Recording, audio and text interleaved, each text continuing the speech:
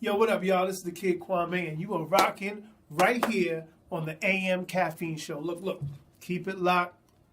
Don't leave the vision. Keep it locked. Kwame, AM Caffeine Show. Peace.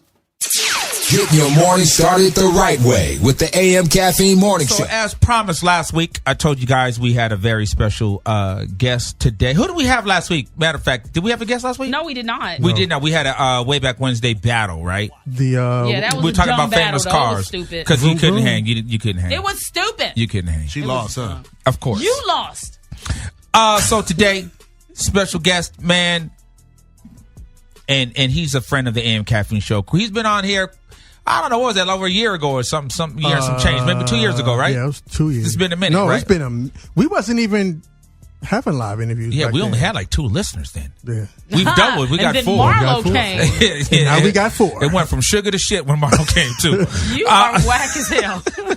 So, man, my special guest today, let me tell you, he's the reason, actually, and this is no joke, my shower curtains that I have right now. What? Pause. I'm going to explain to you why. Wow. The shower curtains that I have are different color polka dots. And the only reason that I even like polka dots is because of my special guest today. Legendary as far as I'm concerned. The one and only damn Kwame is here, dude. Hey. Yo. His name is Kwame. I'm glad I inspire cleanliness and Kwame. shower fashion. Promise, when I was looking for a shower curtain, I saw polka dots. Kwame, But I just need don't want you really thinking about me while Pause. you're taking a shower. Yeah. He Right, does so- that. He does that. Really? That's what I do? He told me the other day, he's like, the other day I was in the shower and I was thinking about Kwame. Wow. Marlo, don't put that out there like that. That's a violation. Why? That's a violation. Come on, media takeout. AM Caffeine Show, my man Kwame is in the building. Kwame, what's up? So, Kwame, you're on the West Coast now. I'm not. Don't say I'm on the West Coast now. I'm on the West Coast right now. Right now, but not. Yeah. I'm right. still. You're New still Yorker. New York. Yeah. Wait. You don't live here? No. You wouldn't love to live here? Yeah, I would actually. During the winter months, I would always love to Absolutely. be here. Yeah. I do not want to shovel another land ever again. Ever again. I believe you. I just can't do it. You guys, of course, know that Kwame has brought us that whole first album, man, is just legendary to me, man. The rhythm and just actually Marla was singing Because they didn't know that. I was surprised that you knew that. Because you didn't know? No, I'm just surprised that Sucker. because your knowledge isn't that vast. So I was surprised that you knew. My knowledge is mad vast, son. You went to Listen, lock. Stop it. exactly. That's why my knowledge is mad vast, son. What school did you go to? Valencia. Exactly. Your in the stuff suburbs. brand new. Yeah. Exactly. They just now getting teachers that know something. Oh, Wow. My teacher's been there. Somebody's banking. So, Kwame, that first album, I know we have talked about this, but for listeners that don't know, Okay. you produced that first album all yourself in what time? Like, you did it very quick. well, when I was a kid, it was before I got the deal. It was I had a job at this local grocery store called C-Town. C-Town. I'm familiar with that. So I collected all my I collected all my C-Town checks, and I went to this studio in Queens. It was called, the name of the building was called the Music Building. I was like, dumped all this paper on the desk. So how much time can I get with this? Said we can give you 8 hours, Christmas. Like, wait, what? What? How much? Wait, so how much was it? 8 hours time. I don't remember You how much. remember But it was right. 8 hours Christmas worth of Day. time on Christmas morning, midnight. I guess 12 o'clock, Right. to 8 o'clock in the morning Wow. on Christmas Day. on Christmas Day. I They was was like, that's all I'll, we can give you. I was like, I'll take it. Right. And so from there, I recorded, I would say the first album had 8 cuts on it. I would say 5 or 6 of the 8 cuts of the first album I did in that 8 In hours. that time, right? Yeah, I learned how to use the drum machine, and I had the rhymes already in my head. I knew what records I wanted to sample. So it was just like the rhythm, the Man We All Know and Love, Sweet Thing, different records. I just boom, boom, boom, boom, boom, knocked them out. And of course, once the deal came, I perfected it, mixed it, did those type of things. Right. But for the most part, So it was that knocked like your out. demo? It was one of my demos. It was So- my second demo that actually got me a deal. Yeah. How about that? Okay, C-Town. I need to talk about this really quick. Are you from the Upper West Side? No, I'm from Queens. Okay. But C-Town. Because we had a C-Town. Because when you say C-Town, and I thought it was no, cribbing. it was an actual grocery store. store. It was a grocery store Yeah. that was at the basement of the building that I lived in on the Upper West Side. Okay, so check. Let me explain my job at C-Town. Yes. Worst job I ever had. So at first, I was bagging groceries. That's not bad. No, but I was the dude that put the bread first and then the thing of milk. Smashing the bread. Oh, you were horrible at bagging You were groceries. terrible at bagging groceries. So they had me, clean up on aisle 6. Mr. Holland, here I go, cleaning up on aisle 6. And they used to give me this razor. And if you think about like the store stands where they put the food and everything, before they clean the floors, I would have to scrape under each aisle stand, whatever the grease was, with a razor. No way. And then someone would come and, just wax the floors. over what Oh you my did. God! Yeah. Every day. Yes, every day. I had to unlike I was like, man, unfollow. but I was always the kid that I never wanted to ask for money.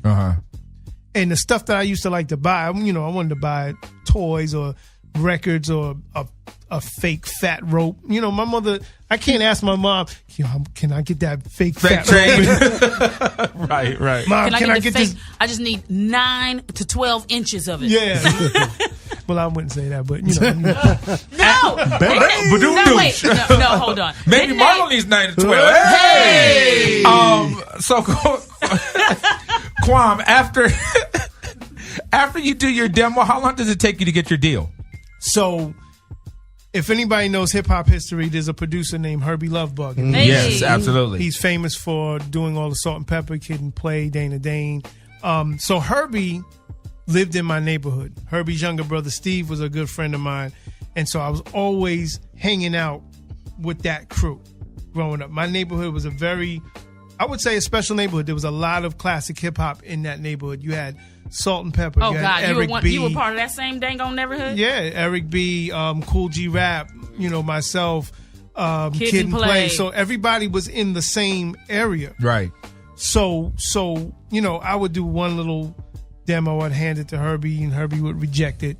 So by the time I did the Boy Genius demo, I handed it to Herbie. And I thought he was going to reject it. And, mind you, I'm a 16-year-old kid. I'm still in school. I'm not paying attention too much to what Herbie's really doing.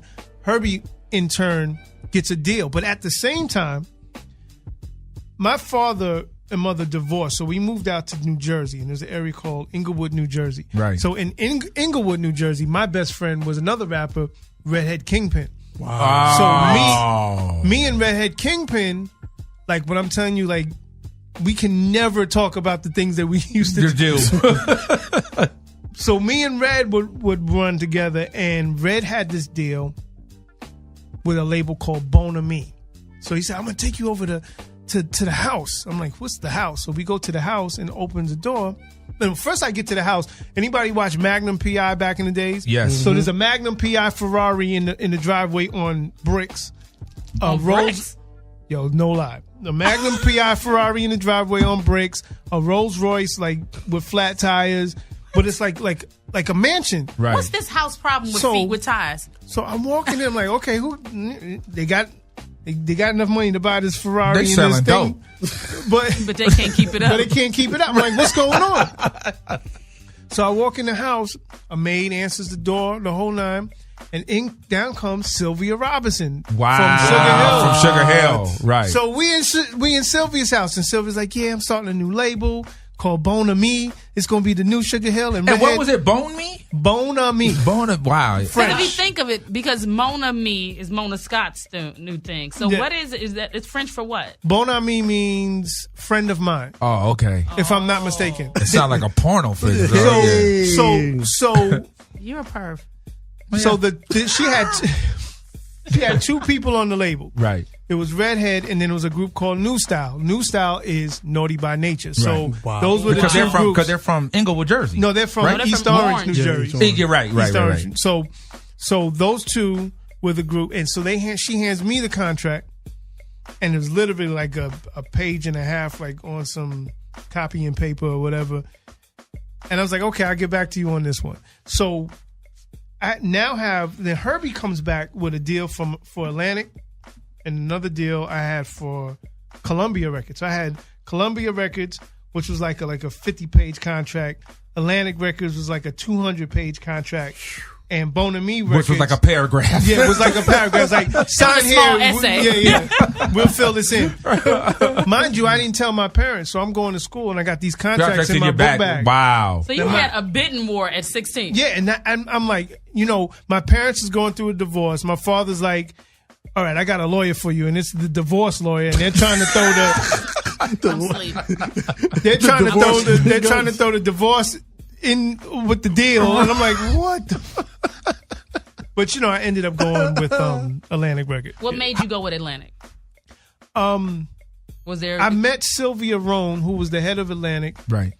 And Sylvia Rome just reminded me of like my aunt or something, and it just felt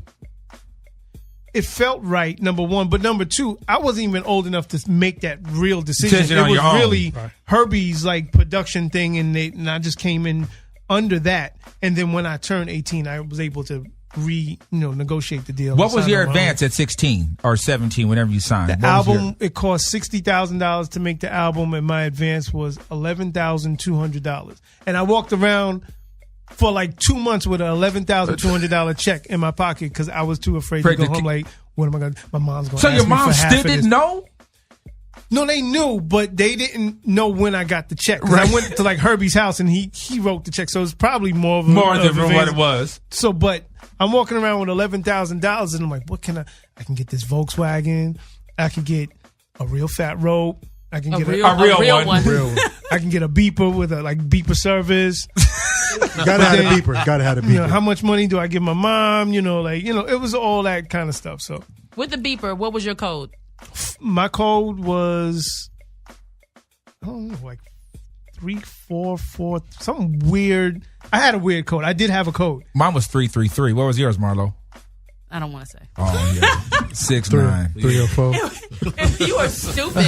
It was 69, but because I lived on 69th Street. Sure. I did. I didn't even know what that meant then. Sure. So what did you end up purchasing? What did you end up buying? Aluminum siding. For your house, for the family's house. I bought a Volkswagen Cabriolet. Oh, okay. Back then, had to have a convertible. Either that or Suzuki Samurai. Yeah. Those are the two cars you have to have. I bought a Volkswagen Cabriolet and aluminum siding. Wow. Very responsible. And I paid back rent for an aunt. Well, that's all. Okay, so looking back, do you feel like you actually made the right decision going with the right label? I think I made a good decision. I don't think any decision is the right decision because if it was the wrong decision, I wouldn't be here. Right. So yeah, because that whole I wouldn't have signed that 2-page one. I'd have been like, okay. Oh no, the 2-page one. I'd be like, now what's going on with the cars outside? Now nobody ain't got. Yeah, you can't keep those up. I'm cool. How you giving me anything now? Nah. I wouldn't have done Bon Ami, at all. It's just the name throws me off. I mean, yeah. I understand all that, the real meaning, but that's the thing. I'm like a super hip hop head, and when I was a kid, 7, 8, 9, 10 years old, if I saw a record that said Sugar Hill, I'm buying it. Right. So if you're telling me you're rebranding Sugar Hill and you're not coming with a doper name than Sugar Hill, then I'm like, I can't do it. You can't do it. Yeah. You just gonna come in with Bon Ami? Right. Yeah. Right. You trying to bone me? But that's what that contract really meant. We're gonna bone you. Yeah. And the messed up thing, Sylvia's son, which I never knew was Sylvia's son up until this point, was my classmate. So every day in school, he's like, "So, yo, homie, man, so you gonna sign that? So my mom's contract." And I'm like, "Come on, man." I left the school and the contract. I was like, he was like, "You know what? I can't be here no more." Yeah, I straight disappeared. Went back to Queens. And during that first project and that first run, did you ever think like, I made it? Was there ever a moment that you felt like, oh man, like, okay, no. I've arrived, or did you ever have that kind of feeling? I don't think on that wave. I mean, even back then, you didn't think on that wave? I think because there's always more to do. Right. And there's always more to become. So And there's always a situation where I think that I'm here and something gives me the real signal that you're not here yet. Right. Always. It's always a situation like that. You know, it's like I walk in a room and I'm thinking I'm the man, and here comes Rakim. You're like, I'm nobody. Everybody's like, yay, Kwame, but Rakim. Right. Yeah, it's always that. Yeah. And it's always like to the extreme. You know, it could be, swear to God, like it'd be, I'm in a room and I'm thinking things is popping, and in comes Tom Cruise, and it's just me and Tom Cruise in a room, and everybody's like, and who's he's your assistant? And I'm like, I got a platinum record. No, right. You better recognize. AM Caffeine Show. Go ahead, Marlo. What was your biggest single? I think biggest would be Only You on the second album. Only You. Okay. Yeah. What about on the first album? What was the biggest single on the first album? They all did pretty well. I don't think there was a biggest one, because Man We All Know and Love was the first one that did real well. And then came The Rhythm, that did real well. Then Sweet Thing did real well. But then I put out a record in between the first two called You Gots to Get Down. Yep. And I hated Gots to that Get shit. Down. I hated Why? it. Why? Yeah. Because it's not the original version from the album, and the label was like, you gotta have a record produced by Herbie. And Herbie did like this go-go version and like super watered the record down. I've never performed that record. Right. Like 30 years now. You just still don't want to. You still just say that. You're not over just it not yet. gonna do it. Yeah. You don't want to let it go. No. You just. I'll do the original version. I'm never gonna do that. That go-go mess. Just upset about it. AM Caffeine Very Show. upset. Kwame's I in the hold building. grudges like this. Oh yeah, Super tight. me too. I'm petty wop too. I'm petty. I'm petty wop. Yeah, I you am petty Tom Pendergrass. Petty. All day. Right. AM Caffeine Show. So Smoothie, can we get into a mix real quick? Yeah. We got Kwame in the building. Don't go nowhere. It's the AM Caffeine Show. You know what it is. AM Caffeine Show. Smoothie and the ones and twos. Kwame's in the building. Yeah. Kwame. Yo. The polka dot thing. Did you think that was going to catch on? Did you just always like polka dots? Like, how did that whole thing even happen? Because I'm not lying, because of you is why I love polka dots. No, well, You're a stalker. The whole thing is, we used to call it GQ style back in the days. And so Right. GQ style was anything other than what rappers rocked.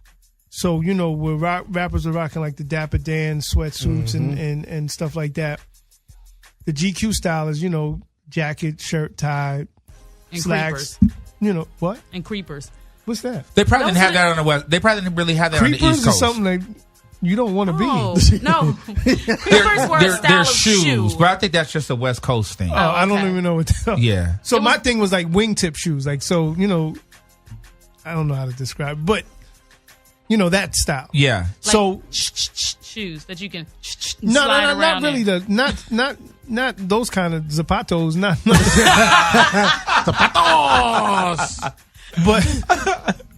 but anyway, it was like where, so my thing was always, or basically 1940s gangster look, zoot suits and Right. stuff Okay, like that. yeah. That was my thing. So rappers wanted to be gangsters. I want to be that kind of guy, Right. that kind of gangster. Right. And so, but you're on a budget. So a lot of the things that we would wear were from thrift shops and stuff like that, or hand tailor-made stuff. But the best way to match it, if I have on black and white, I just get a black and white polka dot tie, and it puts the whole suit thing together. So how it started with me is on the back of the first album, I have on a white shirt with black dots, all black, and a black tie with white dots.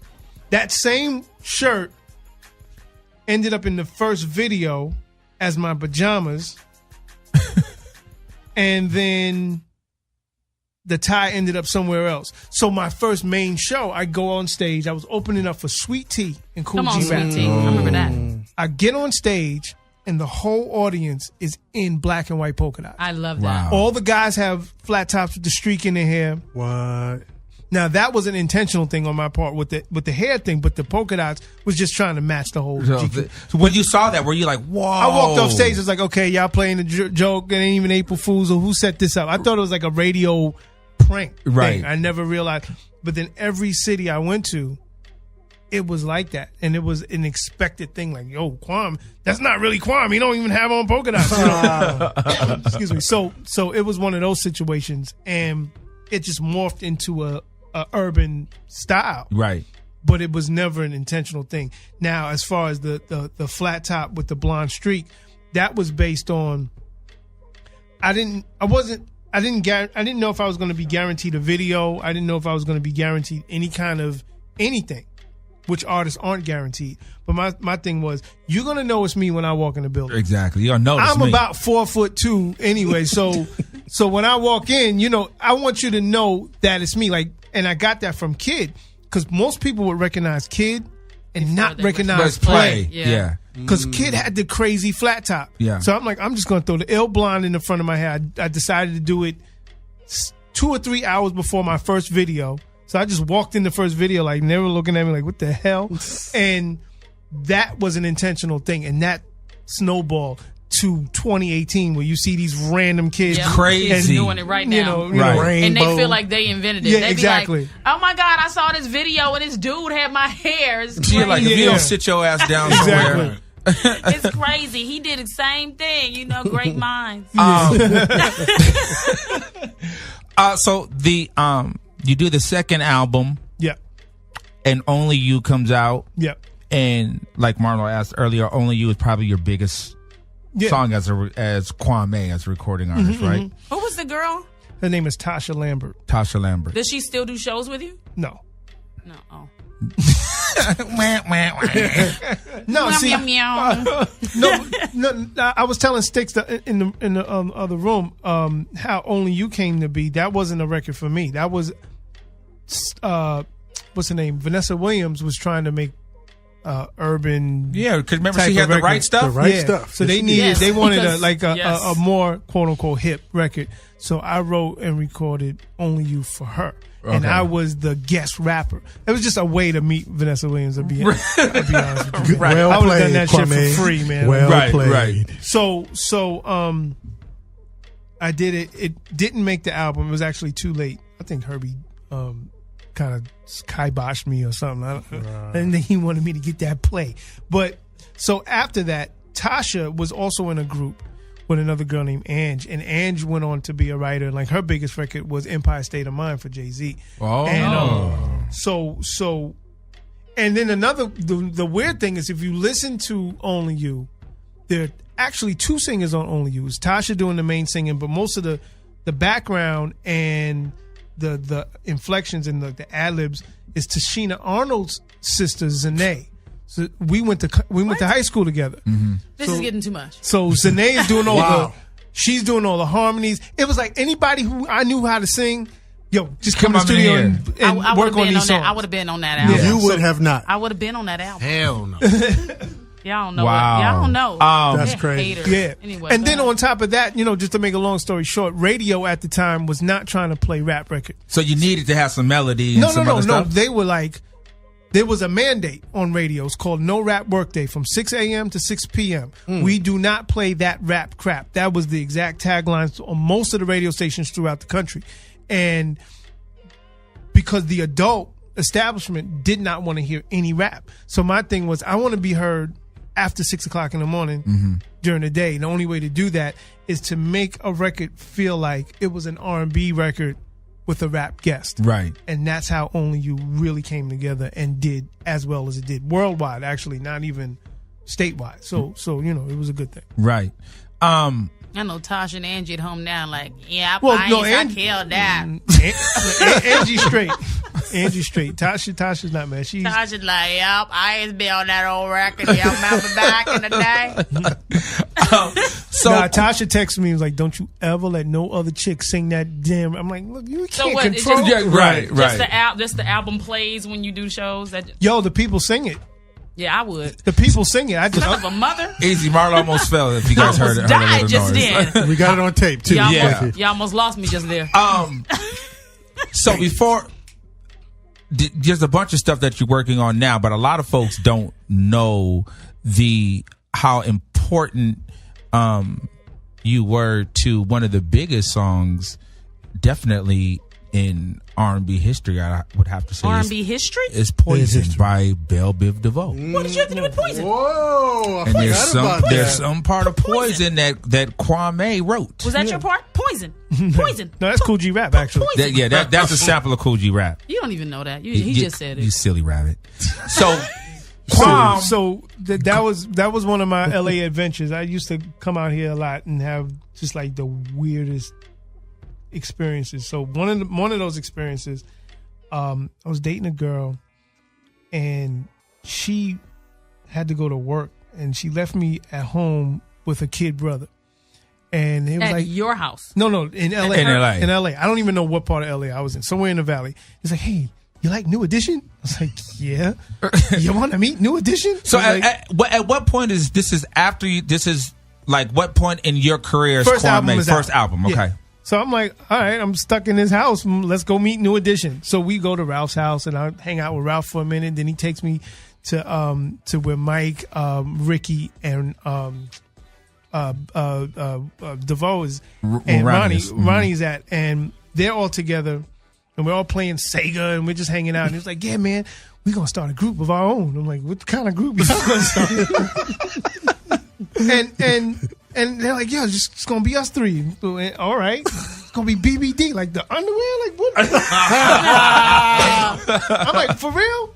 Yeah, man. So we all playing like Mortal Kombat all day, and they telling me about this group, and he's like, yeah, I'm gonna play you some music. So back in the days, anybody knows back in the days. So wait, this is your first time ever meeting them? I never knew these guys. Right. So and the kid brother introduced you. Yeah, the kid brother. And so we're just hanging out, like literally the whole day. And that night we go to the Palladium. Oh, Palladium used to crack right there on Sunset there, boy. Yes, sir. Used to crack. We're all in the truck, and Mike plays the beat to Poison, and like it was like a demo version. And I'm like, I don't get it, man. I'm telling you, this record's gonna be dope. All we need is rhymes. So I said, yo, give me a napkin, and I just like Poison, deadly, moving in slow, looking for a mellow fellow like DeVoe, getting paid, ladies. Nothing better lay low. Here, I did not think that thing was ever coming out, ever coming out. At what point did you find out they actually recorded it? Oh, I got a call. Come to the video. So I'm at the video. I'm not in the video, but I'm at the whole video, just hanging out. I'm like, what the hell is actually happening?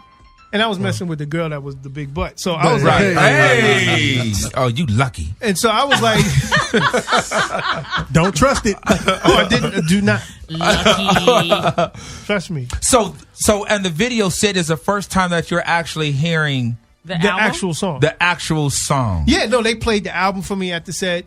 The song wasn't even out. Right. It was like super cold. We filmed it in Jersey City, New Jersey, and they filmed it. I mean, and I heard it for the first time, and I thought it was dope after I heard it. But going by the demo, and some guy just, I must warn you. He wasn't even really singing. It was sounding, that demo was crazy. Right. It sounded super crazy. So I was like, all right. And the beat was kind of like Only You. So I was kind of feeling like, it was the same boom, boom, right. Like, all right, y'all trying to jack my beat, like what's? You took my lyrics and didn't tell me about it. So is this my song? No, but it wasn't like blatant like that. But it was just like, all right, I just didn't get it. A lot of times, like another song when I was out here one time hanging out with Battle Cat, he let me hear Mama Said Knock You Out. I didn't get it at first. I was like, I don't know, man. L sound kind of crazy on it, but. That's the beauty of records, man. You may not understand where they are in the beginning, and you may not see somebody's vision, but when you see the vision fully realized, you see that you made, you helped make a classic. You were a part of a classic. Right. As a producer, Kwame, and a lot of folks don't know, after you kind of stopped being Kwame, the recording artist, you started doing producing. Oh, I'm always Kwame the recording. No, but go on now, I'm playing. And what kind of producing? So he's about to tell you if you just hold on. Well, you're about to say more things. You know what? You're on my nerves. As a producer, Kwame, so we can cut to the chase since you want to be such a hater, Marlo. Don't you pointed me. Yeah. As a music producer, what is your biggest accomplishment as a producer? That's like weird questions. It's like, I don't know. It's weird. So on one end, Christina Aguilera, I worked on her album Back to Basics, and that record did very well. Yeah. But then on the other end, hip hop wise, there was a Lloyd Banks record called On Fire. Oh, you just gonna throw that out there like it's nothing? Oh. No. But listen, the small So record. a lot of people assume that would be the biggest record. Right. The record did very well. But then I wrote and produced a record for Will Smith called Switch. And a lot of people, I remember getting my publishing deal. To this day, and I'll never live this one down, or never let anybody live this down. They were like, we would like to reconsider our deal with you because we feel that you made a very big mistake working with Will Smith. Wow, really? What? And we would like to renegotiate for less money and less terms because we think that this would destroy your career. So, multi-platinum later, 15 countries, #1 later. You know, that record, I'm talking about that record around the world. You know, it's a different feeling to have a record that's hot here. Right.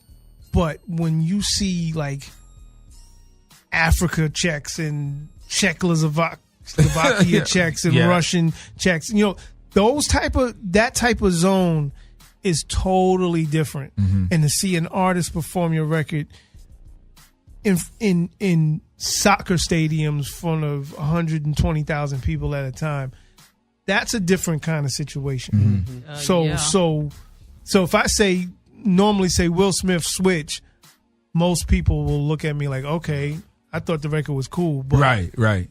you know, worldwide, that was probably. I don't even remember the record, but I can guarantee Yeah, no, you Switch that was I will be dope. looking Yeah, it no, up. Switch was dope. fire. Yeah, Switch was dope. Switch was dope. Yeah. So, now, Kwame, you are working with Vivian Green, and so you have your own production company, right? Yeah, You have, record label the called record Make label, Noise, yeah. Make Noise. And is Vivian Green the first artist Yeah, on she's that? the flagship artist on Make Noise. So Make Noise is going through Capitol Records, and always wanted to be in like a proper R&B space. And I'm always into working with artists that people may know about, but may not have. People may know about. People may understand that are dope, but may not have been put in a pinnacle situation. Come on, Pinnacle. And I think, I like vocabulary. I like vocabulary as well. So I think Viv fit that category, and it wasn't anything that was constructed. It was just like we had a mutual friend, another artist that I was working on at the time, mutual friend, and they're like, "You should give some records to Viv. She needs some records." And all the records I gave Viv, she hated every one of them. I don't make records like that. You know, all her records that did well for her within the last couple of years, she hated every last one of them. So I like that kind of a challenge where you're in a studio environment and you're not trying to convince somebody to do something else, but you're trying to expose a person to what they could already be. And that's what I really love about being a producer. It's like I see certain things for you that you may not see for yourself yet. All you gotta do is just try it. Right. And that's the result of Vivian stuff.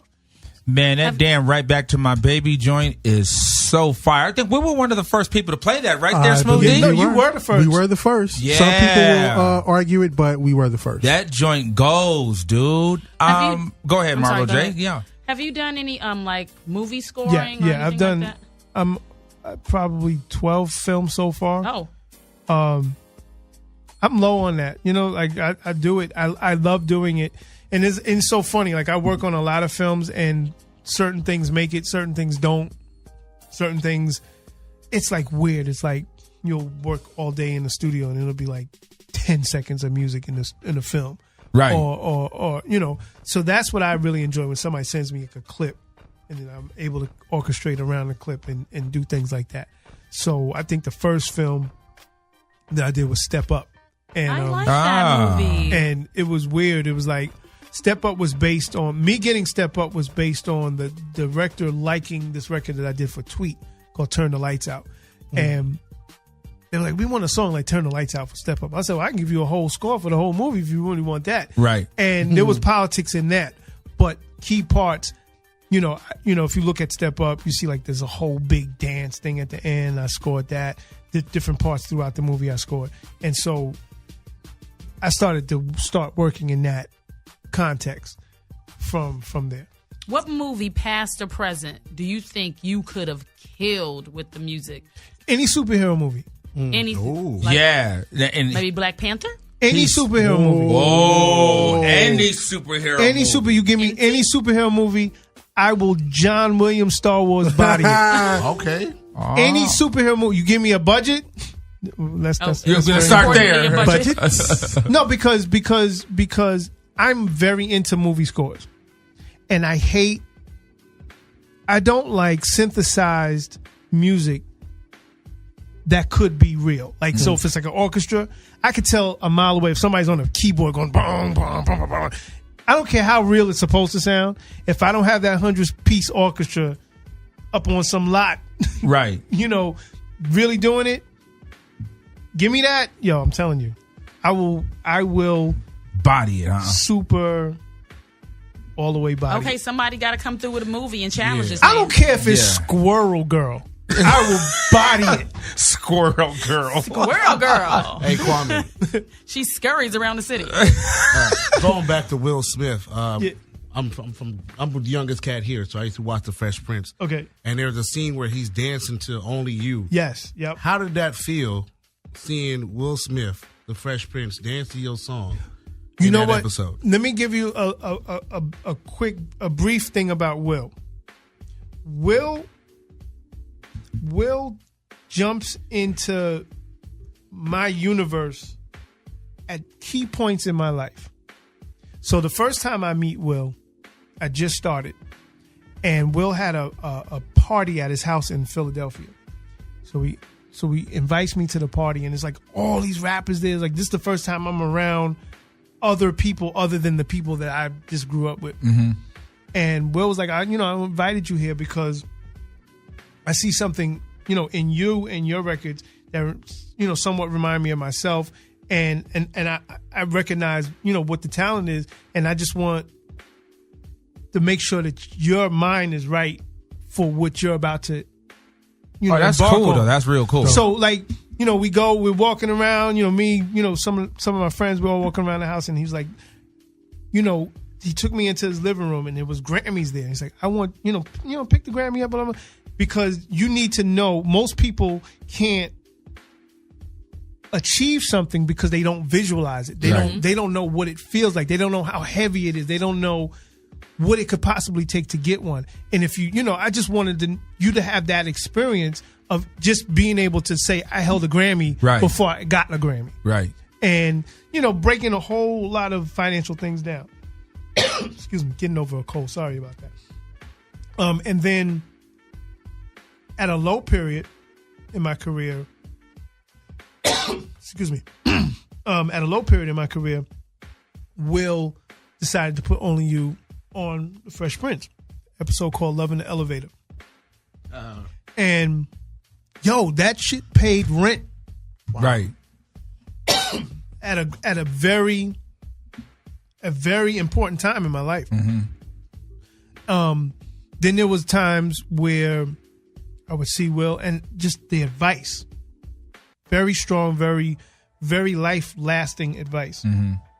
And then when it came to being a producer, Will working with me on that record, put me in a whole nother bracket of a producer. Mm-hmm. I was able to move in circles that I can continue to move in that I would have never moved in had it not been for Will picking that record. Right. So next thing you know, I might be like he might be a superhero in another movie, and I might be let's speak that embody Hancock too. Let's put that in the universe right now. And then you'd be like, you know what? I need somebody to sing background. And I'd be like, here I am. There you go. Here I am. Next. Try it again. Her mic is off. Try it. Exactly. AM Caffeine Show. So I want to thank Kwame for rocking with us. So before we leave, Kwame, I want you. What's this new Vivian Green single you got? All right, the current single right now, we're in the top 15 so far. Oh, okay. Hopefully Trying to get to that top. Trying to get to top 10. Yeah, top one. Right. Yeah, I didn't want to put too much. Nobody get a medal for 10. You ain't never lied. Like, I was in the Olympics. I came in 10th. What? So the name of it? It's called Vibes. Is just came out. Check out the video. The single's called Vibes. Again, great song. It's a dope, feel good soul record. You know, I like to try to blend live instrumentation with with that hip hop backbone.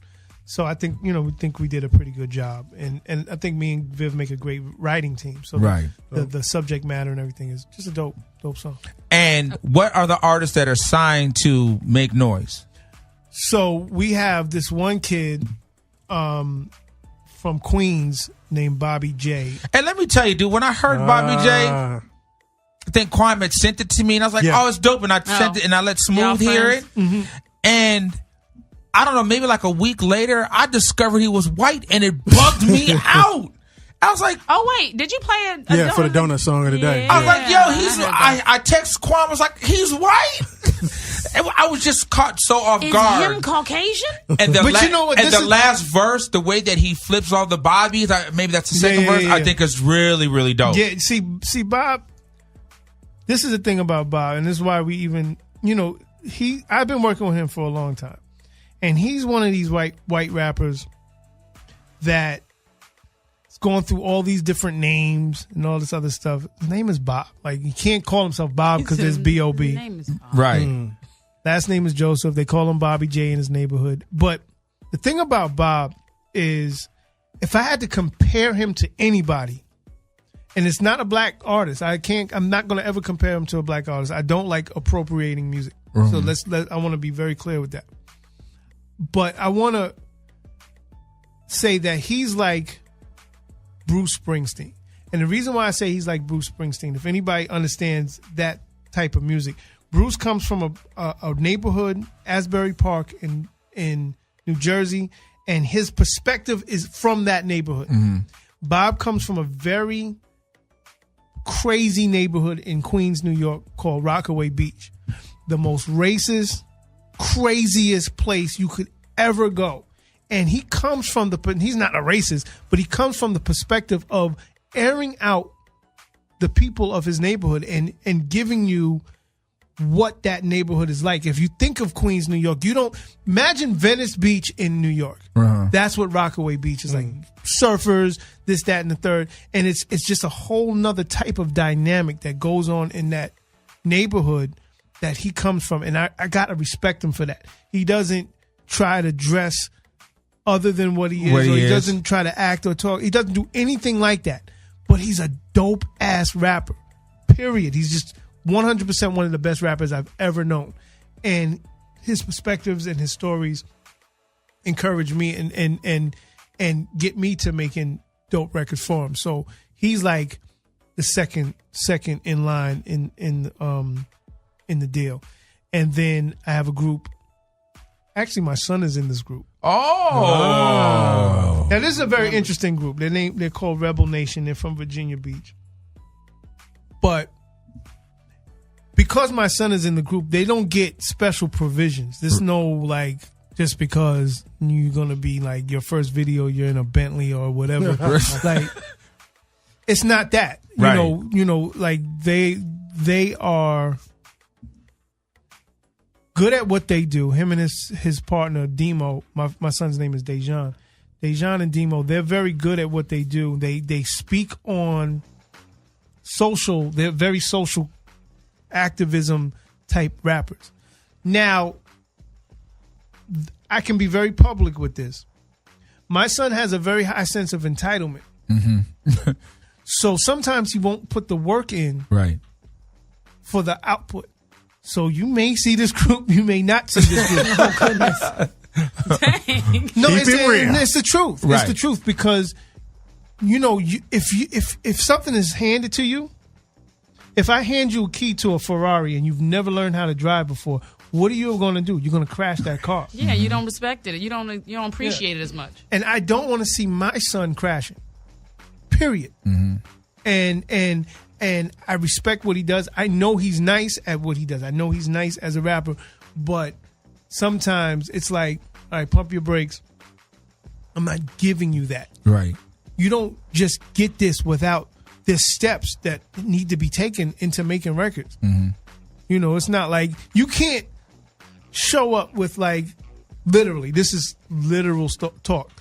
You can't send me an iPhone video and expect it to be on Revolt tomorrow. It's just never gonna happen. Wow. Dad, I know you know Diddy. That's your man. It's never going to happen. Right. He's like, Beyonce filmed hers on an iPhone. Exactly. And that's what a lot of artists need to understand. There's steps. You know, and I don't, you know, and sometimes that might be a little bit old school in me where it's like, well, I had to walk 5 miles to school, so you got to do the same thing. It's not that. But I understand from a 30-year career perspective what sticks around and what falls off. Right. And you know, you got to learn that. You have to learn to appreciate your talent because, you know, it could be taken away. It might not even be recognized. So many things could happen. So, you know, that's where I am with Rebel Nation. How many kids do you have? One. So that's your only child. Only One you. son. Only you. It's only. Oh, thanks, Yeah. sucker. Yeah. Okay, so Is that a good or a bad Are you thing? married? Hey, listen. Are you? It is a thing. Are you married? Wait, Ever Marlon, are been you married? shooting? Are you shooting? Listen, I gotta shoot my shot while it's here now. Have you ever been married? Oh, okay, Marlo. Okay. I'm asking what hand the him your people want to phone, why know. don't you? Okay, I've been no, married. that's what Marlo want to know. I'm asking what the people want to know. No, Okay. I've been married. And so, is that I'm not not- for you anymore? No, it wasn't for neither one of us. We're not married. That's why you're not married anymore. That's usually what I think. happens. Do we get into this? Do you want to get into this? Absolutely. Marriage is, Wow. you don't get married for the sake of the title of being married. Right. Uh-huh. Marriage is a mixture of companionship, romance, and business. I agree. If you do not have all three of those things in line, your marriage is never going to work. Absolutely So, agree. for example, No wonder. if finance, if there's no, say if finance falls apart, which causes your marriage to fall apart, It shouldn't. your business wasn't in place. Exactly. Or if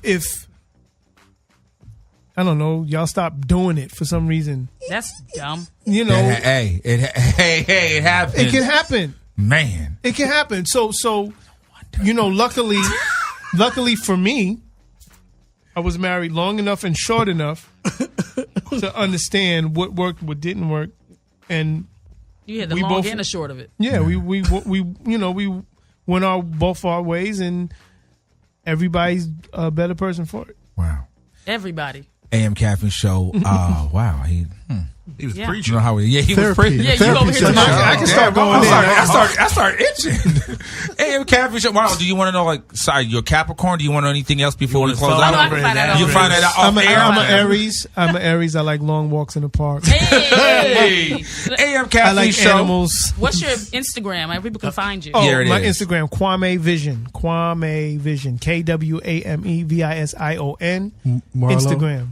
And on Quam's Instagram, he gives you. I don't drink. I don't smoke. He.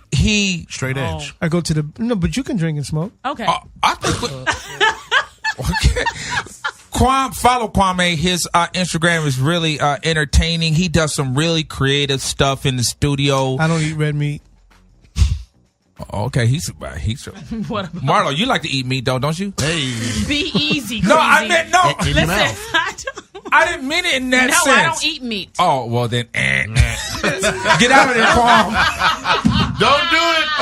So disrespectful. AM Caffeine Show. You guys enjoy the rest of your day, my man Kwame. Yo. Thanks so much for hanging out with Thanks us, for having legendary. me. And you can find Kwame doing a bunch of shows across the country with a super rap group that he's a part of. Oh, the yeah. the Alumni. alumni. Yeah. That's with Kwame. It's with Dana Dane, Special ed. Special Ed, Oh, Moni wow. Love, and Chubb Rock. Yeah. So between that And I also go on the road with Vivian Green. So like the way I have her show set up, we going through hip hop, R&B, classic R&B. We have a dope show as well. So, I try to, keep I'm doing my Teddy Riley type thing. Come on, Teddy. Yep. AM Caffeine Y'all Show. ridiculous. You guys enjoy the rest of your day. Thanks so much to Kwame. Make sure you follow him on Instagram at Kwame Vision. There it is, the AM Caffeine Show. We up out of here, crew. You guys have a good day. And we'll see you on Friday, right? We out. Peace. Hey. Marlo was shooting her shot, wasn't she? She sure was. Oh my God! Don't try and get last comments in on me. She in the DM right now. On the Right, phone. you're on the DM. Right. That was a great interview. I just want to let you guys know. We out.